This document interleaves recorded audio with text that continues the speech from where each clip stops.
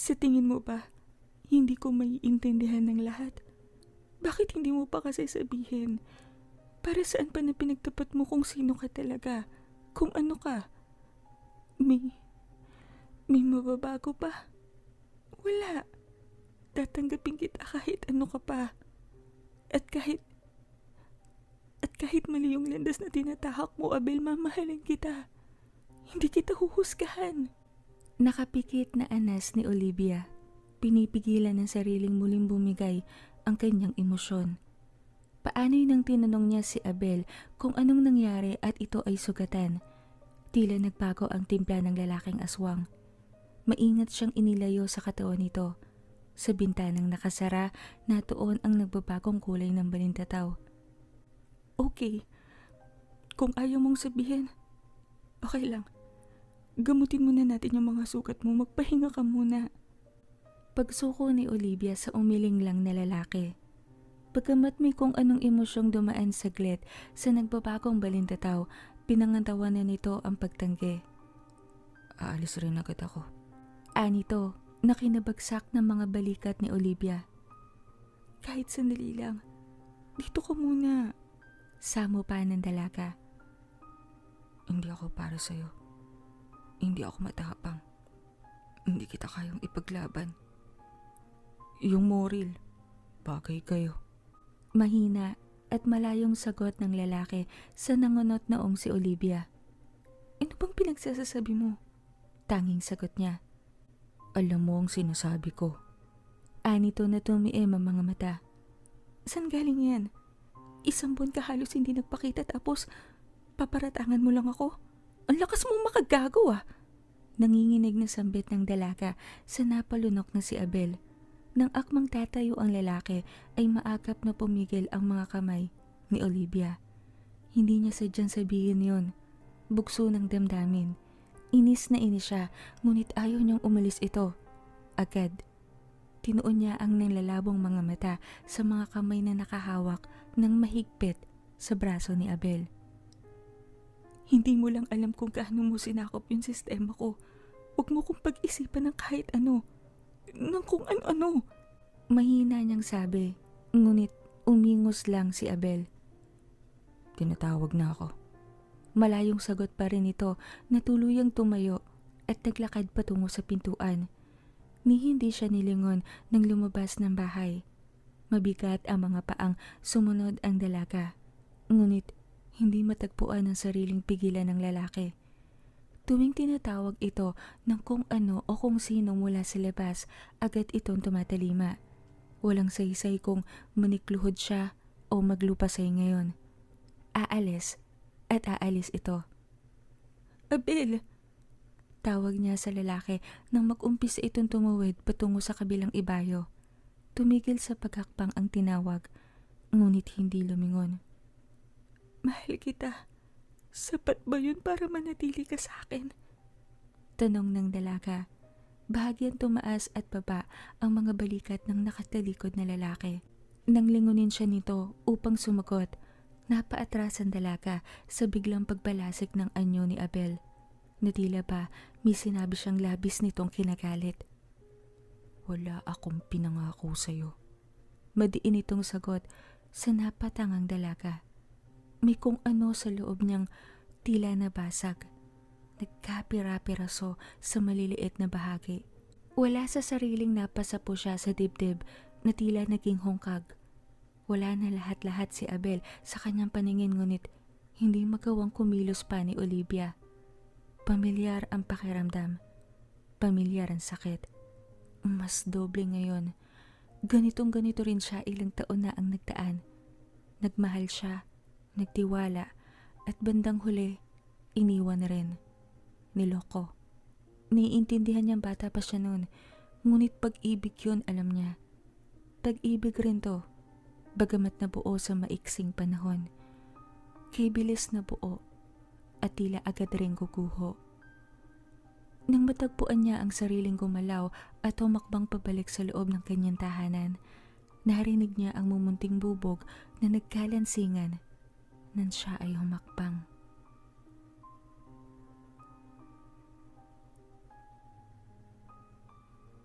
Dumaan ang 2 linggo. Sa bawat araw na lumilipas, tila humuhulagpos ang katinuan ng dalaga. Tila siramplatang paulit-ulit na umaalingaw ang sinabi ni Abel sa kanyang utak. Wala akong pinangako sa'yo. Mga katagang nagtutulak sa kanya minsan na lumisan ng bayan ng Santo Domingo. Ibenta ang kanyang bahay. Lumayo. Madaling magpasya ngunit nahahati sa paglimot at pag-asam ang dalaga. Panay sabing tama na, ngunit natatagpuan pa rin ang sariling dinudungaw ang bukana ng kakahuyan. Minsan, habang papauwi, nalanghap niya ang samyo nito sa hangin. Naging dahilan iyon upang manatili siya sa tapat ng gate ng halos 2 oras sa pag-asam na lalabas ito sa kadawagan. Mingiti para sa kanya. May pasalubong na basket ng presa. Ngunit siya'y bigo. Sa bawat hakbang lalong may nadudurog. Lalong bumabagal ang bawat kilos. Lalong humahapde ang sugatang dibdib.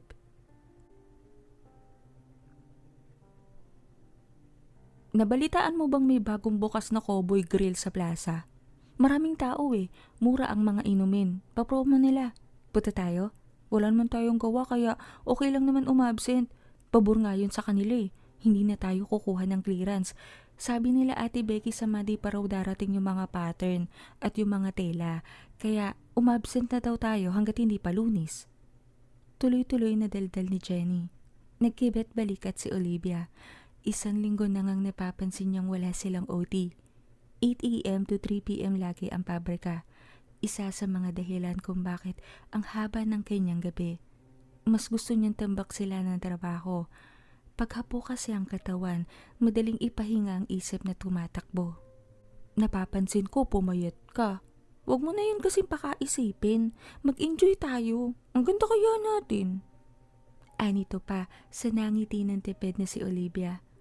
Si Jenny, ang nakapalagayan niya ng loob mula nang magtrabaho sa pabrika. Hindi man sinabi ang lahat-lahat, alam nitong ang dahilan ng kanyang pananamlay ay pag-ibig. Maganda pa rin kahit paano na may nasasabihan siya.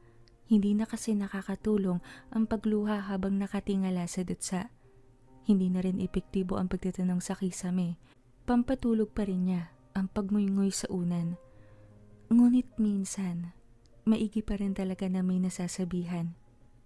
Sige na kasama sila Arlene. Yaya pa nito, pinipilit kumbinsihin ang bagong kaibigang magsaya. Tumango si Olivia.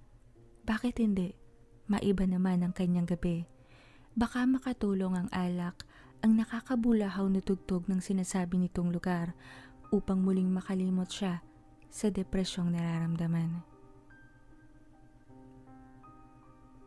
Patigil pa lang ang tricycle, rinig na nila Olivia ang malakas na sounds na nanggagaling sa sinasabing resto bar ni Jenny. Hindi niya mapigilang takpan ang bawat tenga nang sila ay makapasok. Walang tumutugtog sa entablado ngunit humahataw ang disc jockey sa isang panig. Sa gitna, hindi niya mabilang ang magkakaparehang sumasayaw sa maharot na tugtuging napapanahon. Sinalubong sila ng lalaking waiter na all black ang suot. May hawak na ilang minong laminated at maliit na flashlight upang masipat ng maayos ang nakasulat sa dala nitong menu. May kadiliman kasi ang paligid. Hindi niya mabilang kung ilang table ang nakikita. Lahat ata okupado. Ngunit iginiya sila ng waiter sa isang bahagi ng bar. Pinakadulo, malapit sa restroom. Ngunit kitang-kita naman ang dance floor at ang stage. 6 sila lahat, puro babae. Si Jenny ang nakipag-usap sa waiter, ang 4 nilang kasamang babae naman, pagkala-gala ang paningin. Si Olivia, tahimik rin nag-oobserba. May kung ano sa loob niyang tila nais nang umuwi. Ngunit ayaw naman niyang madismaya si Jenny sa kanya. Sinama siya ng kaibigan upang maaliw siya kahit paano. Nang mapaupo sila, agad may 2 lalaking lumapit sa kanilang table. Nagpakilala na malugod namang in-entertain ng 5 kasama niya. Tango at tipid ng ngiti lamang ang kanyang sinukli nang magpakilala ang 2 lalaki. Nang tumingin sa kanya ang isa, nag-o-offer ang mga ito na sumalo na sa kanila. Sakto rin daw kasi, 5 rin ang mga ito sa kabilang table. Saglit nagkatinginan sila Jenny. Si Olivia panay dasal na sana huwag pumayag ang mga ito. Kaya naman nakahinga siya ng maluwag nang tumanggi ang mga kasama. Hindi naman nasiraan ng loob ang dalawa. Sinabing lalapit muli mamaya. Bata pa naman daw ang gabi na sinagot ng tawa ng 5 babae. Maliban lang kay Olivia. Nagpanggap ang dalagang abala sa pagsipat ng o-orderin nila sa menung hawak, habang iniilawan naman siya ng waiter. Nang tuluyang bumalik ang mga lalaki sa kanilang lamesa, simpleng minulong ng dalaga ang nais sabihin kanina pa habang nakikipagbulahan ng 5 sa 2 lalaki, na mag-ingat sa mga lalaking yon.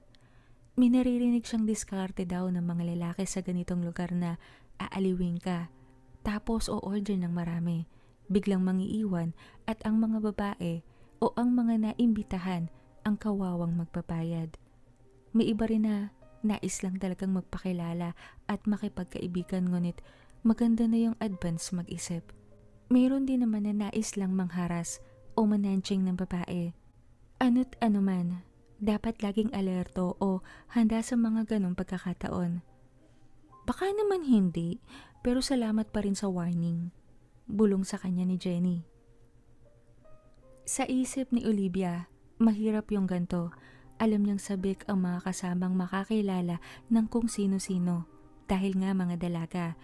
Wala namang masama sa ganon.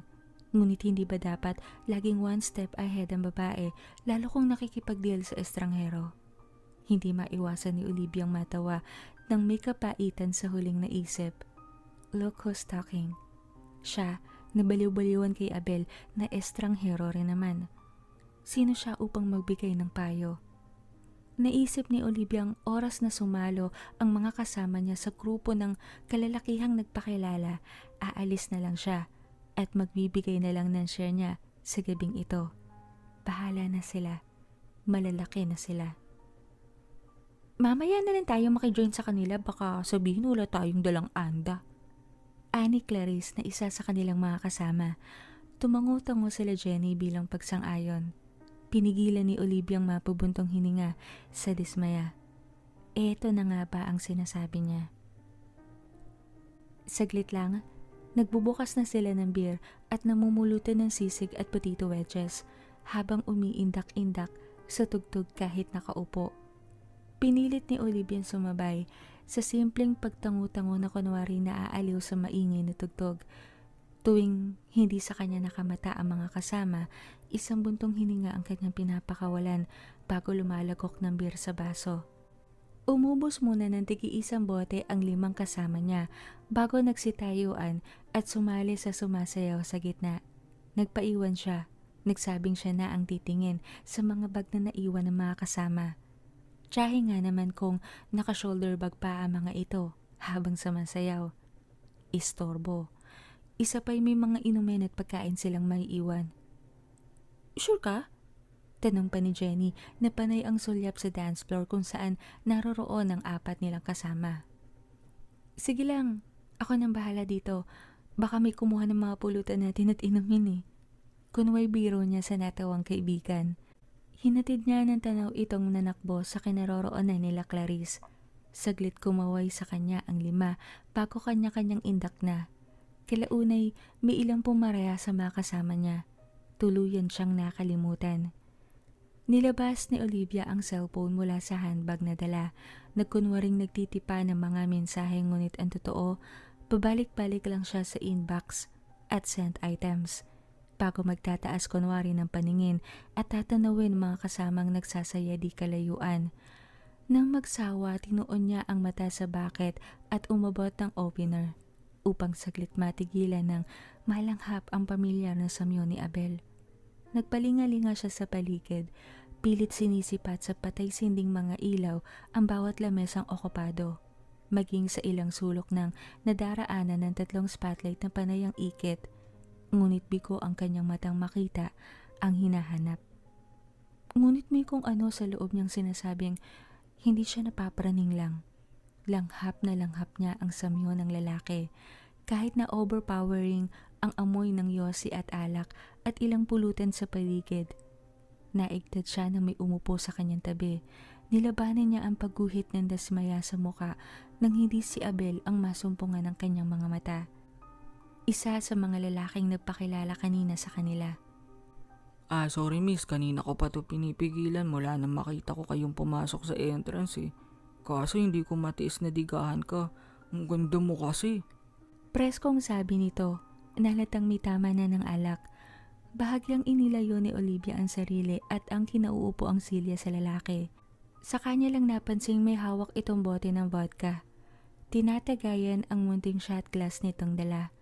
Tatanggihan niya sana at akmang aalis sa kinauupuan nang biglang mapatingin sa ilang silyang malapit sa kanila. May dalawang babaeng nakatalikod sa kanya. May katabi itong lalaking pamilyar ang bulto ng katawan, maging ang buhok kahit nakatalikod rin. Sa biglang paglinga nito sa kanya, tuhid na sinalubong ng mga mata nito ang kanyang paningin. Napalunok ang dalaga, kahit kumakabog ang kanyang dibdib, may mabining tuwa siyang nakakapa sa sarili. Kahit na marahang umiling si Abel at salubong ang mga kilay na nakatitig sa kanya. Lalong dumilim ang anyo nito nang tagayan siya ng katabing lalaki. Tila ba sinasabi sa kanyang titimbuwang siya sa kinauupuan kapag tinanggap niya ang tagay ng estranghero. Miss, Tawag ng lalaking katabi niya na kinaputol ng pakikipagtitigan ng dalaga kay Abel. Ha? Tanging sabi niya na kinangiti naman ito. sabi ko, Shot, hindi ito matapang. Gumuguhit lang saglit kapag mabilis ang lunok ang gagawin pero solid to. Anito pa na muling inalok sa kanya ang maliit na baso. Binalik ni Olivia ang paningin sa kinalalagyan ni Abel, ngunit dalawang babaeng nakatalikod na lang ang nasumpungan niya roon. Dismayado at may munting pagre-rebeldeng tinanggap niya ang alak at mabilis na nilagok. Pumalakpak ang lalaki, muling nagsalin na hindi niya muling tinanggihan, na nasundan pa ng isa at ng isa pa at ng dalawa pang baso. Purong vodka, walang chaser. Ilang minuto lang umikot ang kanyang paningin na agad niyang kinataka. Hindi ito ang una niyang pag-inom ngunit napakabilis naman atang umepekto ng alak sa kanyang sistema. Napasandalang dalaga ngunit naging alerto nang lumapit ng bahagya ang lalaki sa kanya. Inilapag ang hawak na bote ng alak at shot glass, akmang may ibubulong sa kanyang tenga ngunit sa hindi maipaliwanag na dahilan ay umubo ito ng sunod-sunod. Mandina sa mid. Napatungo ito sa mesa. Nasanggi pa nga ang walang lamang bote ng beer na maagap na nahawakan ng dalaga upang hindi tuluyang gumulong pabagsak. Sa ginawang iyon, namigat ang talukap ni Olivia. Kumapit na ang espiritu ng alak na tingin niya may halo pang kung ano. May humawak ng mariin sa kanyang braso. Pinilit niyang ituon ang nilalabong mga mata sa gumawa niyon. Napangiti ang dalaga nang makita si Abel na hindi pa rin nagbabago ang ekspresyon. Tila nga, lalo yatang sumidhi ang pagkakasimangot nito. Uwi na. Tipid, ngunit may diin itong sabi. Wala sa sariling napatango si Olivia ngunit ang pagkakangiti ay hindi nabubura sa labi. Mabigat ang ulong nagtaas siya ng paningin nang maulingang lumapit sila Jenny at Clarice. Kay Abel ito nakatingin. Lalong napangiti si Olivia. Hindi siya nag-hallucinate lang. Totoong si Abel ang nasisipat niya kanina pa. Anong nangyayari?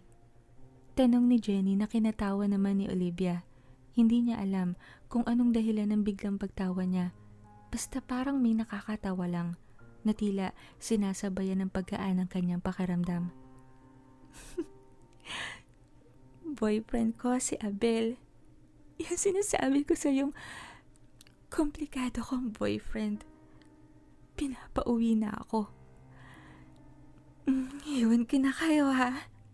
Nakangising sabi ni Olivia sa dalawang babaeng panay lang ang pagsasalit-salit ng tingin sa kanya at sa lalaking ipinakilala. Sino naman yan? Tanong ni Clarissa na katulog naman na isa pang lalaki sa mesa. Ewan ko dyan. Lasing. Naiiling na wika naman ng dalaga na tumayo. Gumiray saglit ngunit maagap ang mga braso ng nobyong ipinakilala. Hindi maiwasan nila Jenny kiligin. Gwapo ang nobyo ni Olivia. Nahahawig ni Eric Proctuso nung kabataan nito. Saglit pang kumilos ang dalaga. Inilapag sa mesa ang 500 kanina pa inihanda sa likurang bulsa ng pantalon. Bago tuluyang sinubsob ang muka sa leeg ng lalaking kinabig siya lalo. Ingat kayo. Tanging nasabi na lang ni Jenny na hinatid ng tanaw ang kaibigan tumango-tango bilang pagsagot.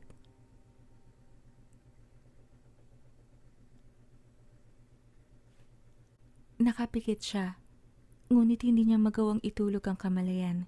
Ramdam niya nang tuluyan siyang iangat ni Abel mula sa kunwaring pagkakatayo. Sapagkat buhat naman ito ang buong bigat niya. Lalo niyang sinubsob ang mukha sa leeg nito. Pinagsawa ang ilong na samyoin ang natural nitong samyo ng balat. Naramdaman niyang saglit itong tumakbo. Nanayo ang pinong mga balahibo sa braso niya sa lakas ng hanging sinalubong nila. Humigpit ang mga brasong nakasapo sa hita niya at likuran nang tila lalong lumakas ang hangin. Namalayan na lang niya ang pamilyar na pag-click ng siradura ng kanyang pinto, ang pag-akyat nila sa hagdan at sa wakas ang paglapat ng kanyang katawan sa malambot niyang higaan. Ayaw niyang bumitaw sana sa pagkakaangkla ng mga braso sa leeg nito ngunit walang lakas ang kanyang katawan upang ipilit ang nais. Umangat ang kumot. Binalot siya. Nalaglag sa sahig ang suot niyang sapatos. Hindi niya binuksan ang mga talukap na nanatiling nakasara mula nang lumabas sila ng bar. Natatakot siyang biglang maglaho ang lalaking ramdam niya ang presensya ngayon. Dito ka lang. Kahit ngayon lang oh. Please. Nakapikit na bulong ng dalaga. Matulog ka na. Mahinang sagot nito sa kadiliman. Ilang pagbuga sa hangin ang kanyang ginawa bago muling nagsalita. Abel, sagutin mo naman ako. Bakit hindi tayo pwede? Bulong niya pa, ngunit hindi sumagot ang lalaki. Naulingan niya ang paglalakad palayo sa kanya. Bumukas ang pinto. Mahal kita. Bulong ni Olivia habang pinapatong ang isang braso sa mga matang nag-uumpisa na namang mamasa. Walang sagot. Pumihit siya ng higa, marahang yumugyog ang mga balikat sa tahimik na pagluha.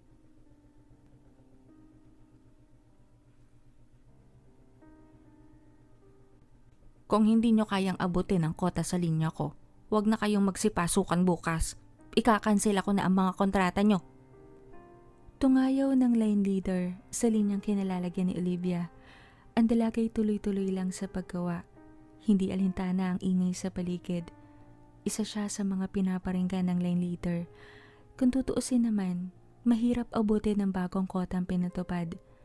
Dahil naaabot ang 100 per ora, nagdagdag ng 50 pa para raw maagad at matapos ang gawa. Kanya-kanyang bulungan at irapan ang mga tao sa paligid. Maigi na lang nakamask sila, hindi pansin ng mga labing umingos at lumapad. Paano natin pagsasabay-sabayin ng quality at quantity niyan? Lalo at bang lalaki ng mga pangginaw na tutupiin. Gaga ba siya? Bulong ng isa, na kinatango naman ng lihim ng isa. Kala mo naman siya napapagod kakatupi dito. Tangina, kala mo tagapagmana eh. Hindi, sumisip-sip lang yan at nagpapataas ng rate.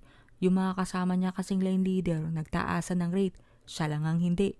Paano? Naninira ng tao eh. Kung magpahiya siya ng mga tao, kala mo siya nagpapasahod. Makakarma din naman yan si Becky. Sa dinami-rami ng nagbubulungan at pinag-uusapan ng kinaiinisang line leader, si Olivia ang napiling pagbalingan ng may ugaling hindi kaaya-aya ng lane leader. Panay sita at tungayaw nito sa dalagang isang beses lang siyang tinignan bago muling binalik sa ginagawa ang atensyon. Kung ano-anong sinabing hindi maganda sa pandinig na hindi na dapat pang isatinig ng may ugaling matanda. Walang nakialam o sumita rito. Lahat takot na makansela ang kontrata. Lahat May takot sa tumanda na sa pabrikang si Becky.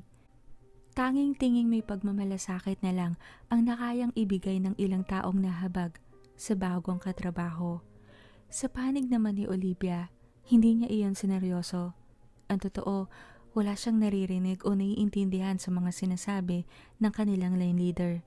Sa kanyang isip kasi, okupado ni Abel. Naipagpasalamat pa nga niyang may trabaho siya ngayon. Alam niya kasing kung wala, baka nasa loob lang siya ng kwarto niya. Tulala, ingat gumalaw gaya ng dati. Naigdad pa ang dalaga nang kalabitin siya ng katabing si Jenny. Break time na raw. Tila maamong tupang sumunod ang dalaga sa isa sa mga naging kasabay niya sa pagkain araw-araw. Saglit nagtaka si Jenny sa gawin ng pagkilos ni Olivia. May masakit ba sa'yo? Bakit parang ang tamlay mo? Ba't ganyan ka maglakad? Tanong nito, na kinailing lang ni Olivia. Paano ba niya sasabihin sa kaibigang tuwing humahakbang siya, tila siya naririndi sa kalansing ng mga bubog. Hirap siyang huminga dahil tila tuwing sinusubukan niya, may sumasabit sa pag-angat ng kanyang dibdib. May matatalas na bahaging unti-unting bumabaon sa sugat na nalikha. Lalong pinapalaki ang mga sugat, lalong humahapde, lalong nagdurugo. Hindi kagaling at walang palatandaan kung kailan. Walang kasiguraduhan sa ngayon.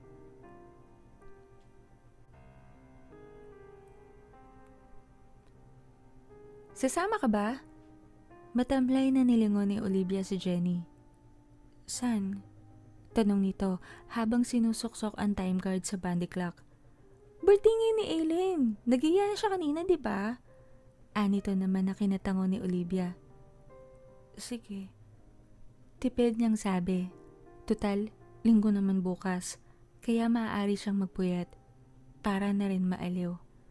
1 linggo na rin mula na magpakita si Abel matapos ang 1 bonitong hindi pagdalaw sa kanya. Mabilis lang talaga ang araw kapag okupado ang isipan. Ayan! Papara na ako ng tricycle para isang biyahe na Hindi natapos ni Jenny ang sasabihin sapagkat may sigawang umagaw sa kanilang atensyon. Buhat sa labas, ilang hakbang sa gate ng pabrika. Nagkaroon ng gulo. Dali-daling naglabasan ng ilang mga empleyado upang umusisa. Ang tangi na lang nilang naabutan ang nakahandusay na si Becky. Dilat ang mga mata. Kahit may kadiliman ang paligid, hindi maitatago ng mapanglaw na ilaw galing sa poste ang pangingitim ng mga kuko nito at pamumutla ng mga labing awang. Kahit si Olivia tila nagising sa paglipad ng diwa kung saan. Lalo nang mag-iyakan ng ilang babaeng kasabay at alam niyang kamag-anak ng naturang line leader. Anong nangyari? Tanong ni Jenny, nahatak-hatak si Olivia. Hindi kami sigurado pero bigla siyang napaluhod tapos humawak siya sa batok. Akala namin natisod o natapilok lang tapos bigla siyang bumuhay tapos ganyan na. Garel na sabi ng isang dalagita. May isang humipo sa braso ng may edad na babae. Hala, bakit ang lamig na? Takot na bulalas nito. Halo-halong kumusyon na ang umalingaw sa paligid. Lalo nang may humipo sa leeg ng babae. Wala na raw pulso. Nadagdagan ng hiyawan ang mga tinig. Ang 2 kamag-anak ng babae humahagulgol na. Sa isip ng lahat, paanong ang naglalakad pang babae ay agad namatay ng ganun-ganun lang. Mula sa nagkakagulong mga empleyado, tila may kumuha ng atensyon ni Olivia mula sa malayo. 2 babae ang kanyang napansin. Nakangisi. Ang mga matang nagbabaga ay sa kanya nakatingin na tila ba kilala siya ng mga ito. Hindi alam ni Olivia kung saan kikilabutan, sa biglabang paglaho ng 2 babae o sa tila manikang pagsampay ng isa sa katawan ng kanilang line leader sa kanan nitong balikat. Litong napatingin si Olivia sa katawang inungunguyan ng mga kasama niya sa trabaho. Minsan, naikwento ni Abel na gawain ng mga aswangang ganito. Pinapalitan ng katawan ng bibiktimahin ng isang bagay na dadasalan nila upang dayain ang mata ng ordinaryong tao. Ang kadalasang panganggamit daw, pinutol na katawan ng puno ng saging. Sorry, hindi na ako sasama. Paalam ni Olivia kay Jenny na hindi na nasagot. Tila ba nagmistula iyong masamang premonisyon upang makansela ang lakad nila ngayong gabi. Naghahalo pa rin ang kalituhan at hilakbot sa mukha ni Jenny habang palipat-lipat ang tingin sa malamig ng bangkay ng line leader nilang kani-kaninang umaga lang ay sinesermonan sila. Hindi niya lubos maisip kung ano ba talaga ang nangyari.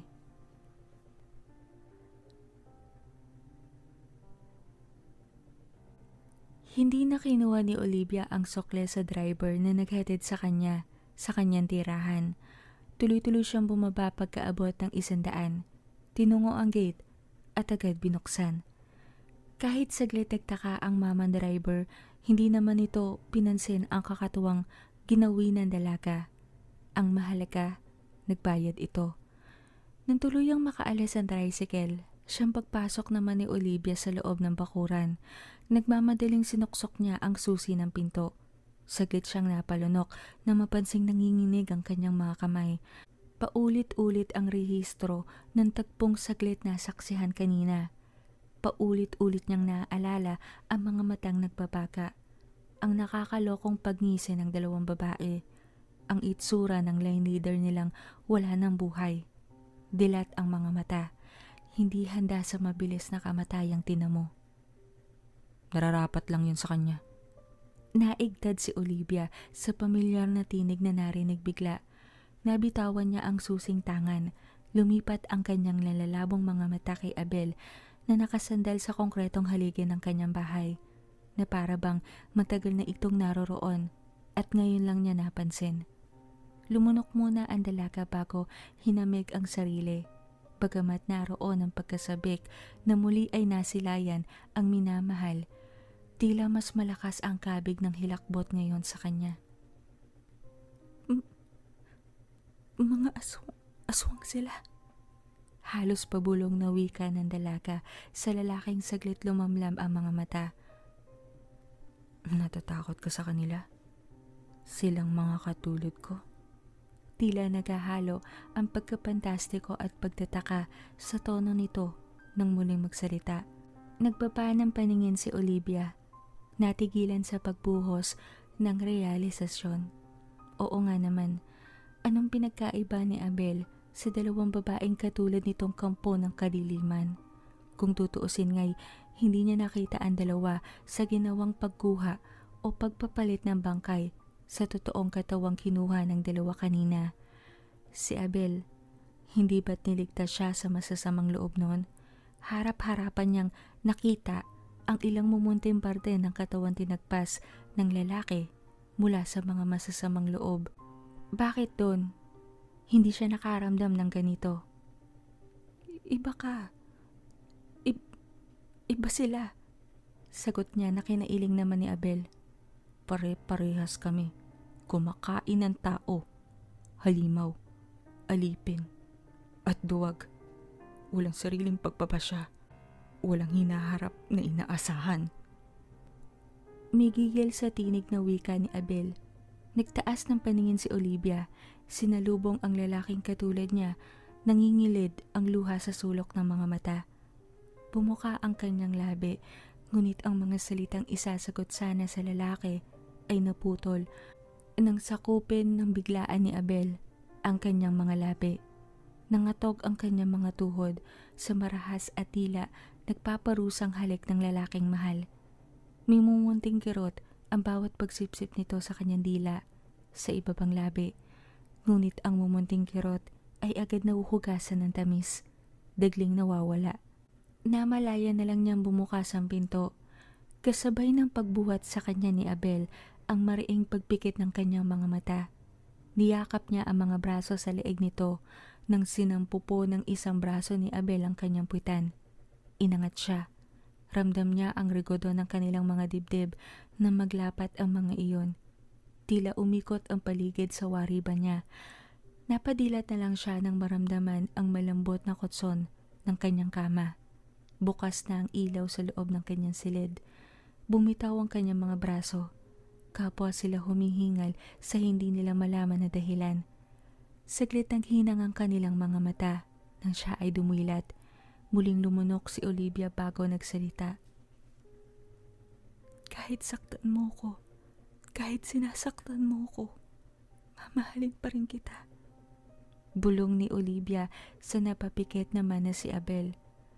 Nang bumagsak sa kanyang mga pisngi ang mga luhang galing sa nakasara nitong talukap, mabilis na naitutop ni Olivia ang isang kamay sa bibig upang pigilan ang sariling humagulgol. Alam niyang hindi galit ang lalaki. Alam niyang taliwas ang mga sinasabi nito sa totoong laman ng dibdib. Alam niyang may kung anong dahilan ito na siyang pumipigil rito upang sabihin sa kanya ang totoo, na aminin na mahal naman siya nito. Mahal siya ni Abel. Hindi lang siguro talaga maaaring bigyan ng katuparan ang pag-ibig na nararamdaman nila ngayon. Lalong naging ginto ang bawat sandali. Mula ngayon, bawat pagkakataong kasama niya, kapiling ang lalaki, susulitin niya, pagyayamanin, ikikinta lahat ng alaala sapagkat hindi nila hawak ang bukas. Walang solido. Huwag muna tayong mag-isip ng kung ano-ano ha. Ang mahalaga, magkasama tayo ngayon. Ang mahalaga, tayo. Ngayon. Anang dalaga sa pagitan ng paghalik sa noo at bawat pisngi, maging ng labi ng lalaking nakakumbabaw sa kanya. Muli itong dumilat. Nasilayan niya ang dagling pagpapalit ng kulay esmeraldang balintataw sa unti-unting pagtimpla patungo sa ginto. Patuloy pa rin ang pagpatak ng mga luha, ngunit walang espasyo ang pighati ngayon. Hindi muna. Marahan niyang kinabig ang mukha ni Abel. Sinakop ang labi nitong bahagyang nanginig, nang gantihan ang masuyo niyang halik. Otomatikong gumalaw ang kanyang mga kamay. Mabilis na tinanggal ang lahat ng saplot sa katawan. Saglit binawi ni Abel ang mga labi. Napatitig sa katawang hinahandog sa kanya. Hindi niya maiwasang hagurin ng ilang beses. Nasisinag sa mga mata ang paghanga. Ang pagnanais na iyon ay maangkin. Napaliyad si Olivia nang sapuhin ng isang palad ni Abel ang kanyang kanang dibdib. Magkaang ang ginawang pagmasahe. Walang pagmamadali.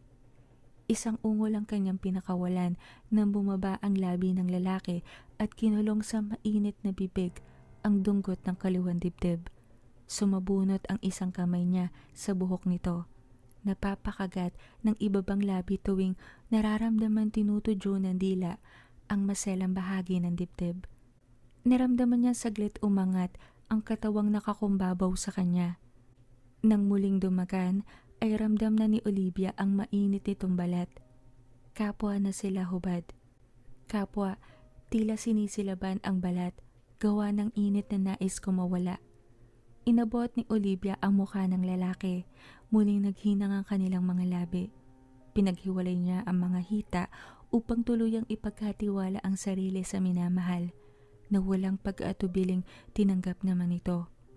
Isang masuyong paglusong na kapwa nila kinasinghap sandali ang sumunod na nangyari, na sinundan ng mga ulos.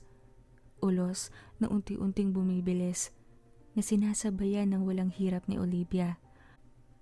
Tumungo sa likuran ni Abel ang kanyang mga palad, unti-unting bumaba sa bawat pisngi ng puweta ng lalaki. Pumisil roon habang tumutulong pang ideen ang katawan sa kanya.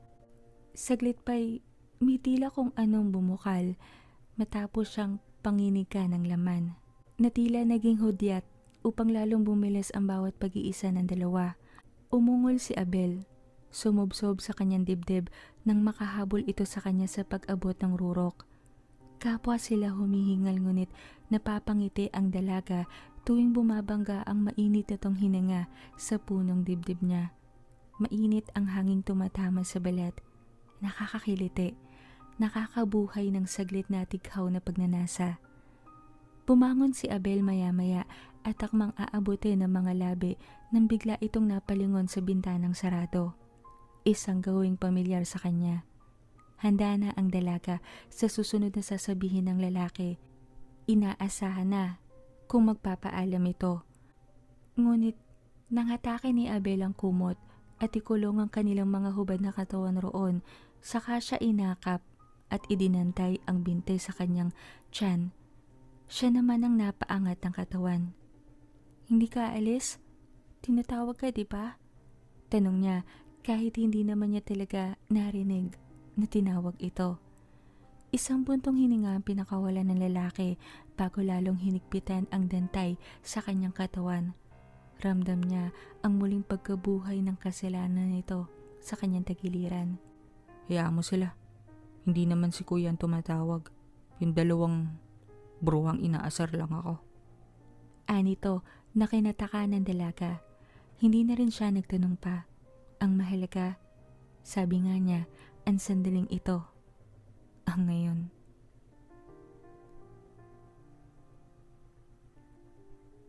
Hindi ko nagustuhan ang timbre ng dila niya. Ani Abel, habang nilalaro-laro ang makapal na bahagi ng buhok ni Olivia. Pamadaling araw na, saglit nakaidlip ang dalaga sa pagod gawa ng sunod-sunod nilang pag-iisa. Nang maalimpungatan siya'y nakaupo na ang lalaki sa kanyang tabi.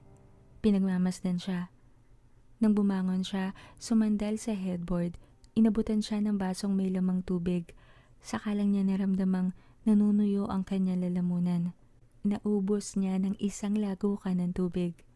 Dumaan muna ang ilang sandali bago niya tinanong ang lalaki kung anong totoong nangyari sa line leader nila. Hindi naman ito naglihim. "Kasama mo sila?" Mahina niyang tanong. Tumango si Abel. "Anong mga pangalan nila?" Aniya pa na kinakunot noon ng lalaking aswang. Bakit kailangan mo pang malaman? Tila iritado nitong sagot. "Gusto ko lang malaman. Kaano-ano mo sila? Wala bang..." Hindi piniling tapusin ni Olivia ang nais sabihin. Sinalubong niya ang mata ng lalaki. Alam niyang agad nitong nasakyan ang nais niya ipahiwatig. Wala kang dapat ipag-alala. Kasama namin sila sa misyon. Alipin na rin tulad namin. Hanggang dun lang. Anito. Tumango-tango ang dalaga. Hindi na muling nagsalita pa. Saglit ginala ang mata sa kabuuan ng kama at hinagilap ang mga damit na hinubad kanina. Nang akmang isusuot na ang blusang kanina'y nasa katawan, pumigil ang isang kamay ni Abel. Muling naghinang ang kanilang mga labi. At muli, naulit ang pag-iisa ng mga katawan nila. Mataas na ang araw na magising si Olivia. Bagamat may sakit sa katawang nararamdaman, tinalo iyon na nag-uumapaw na kaligayahang hindi niya alam kung saan nagmumula. Hindi na siya nadismaya nang masumpungang mag-isa na siya sa kama. Bumangon siya. Binalot ang hubad na katawan ng kumot. Dumungaw sa bintana kung saan tanaw ang kakahuyan. Saglit siyang nanungaw. May konting panghihinayang siyang nadarama sapagkat hindi man lang niya nasaksihan ang pag-alis ng kanyang mahal. Ngunit pinalis niya ang negatibong damdaming iyon. Babalik si Abel, alam niya. Muli silang magsasalo sa napakatamis na sandali. Maghihintay siya. Abutin man yun ng linggo o buwan.